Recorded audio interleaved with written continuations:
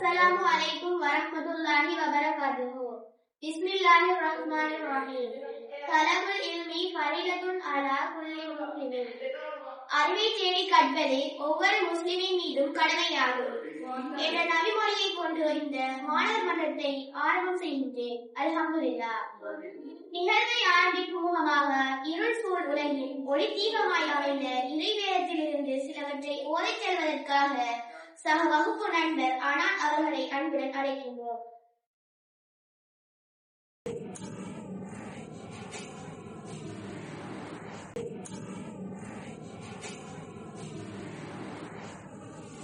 أعوذ بالله من الشيطان الرجيم.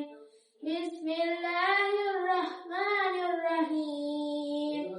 تبت يدا أبي لهب وتب ما أغنى عنه ماله وما كسب سيصلى نارا ذات لهب وامرأته حمالة الحطب في جيدها حبل